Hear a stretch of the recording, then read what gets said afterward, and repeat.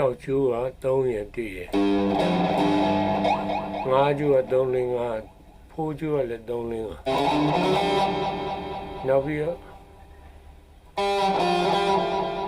5 3 5 4ကျိုး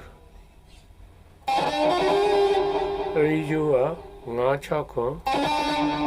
2ကျိုးက6ခွန်8နောက်ပြီးတော့6 1ကျိုးက8ဒီမှာနော်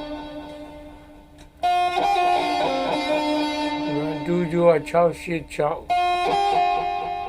3ဂျိုကခွန်5ခွန်နောက်ပြီးတော့ဒီမှာ6 8 6ပါ8ဒူဂျိုဒီမှာဒီစလေးကဒူဂျို8 6 3ဂျိုကခွန်5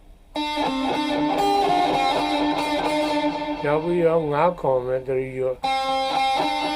2ရိုး6နဲ့နေ့တစ်ခေါက်တော့ဒီကြ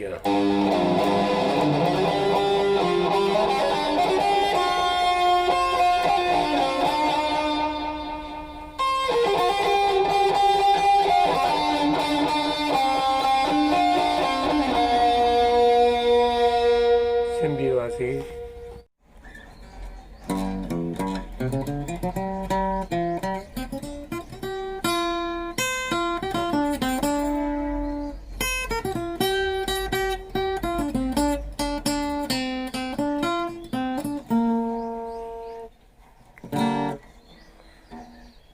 ဟောလို့နဲ့လည်းတီးရပါတယ်တော့ကျွန်တော် friend များညီများကိုများ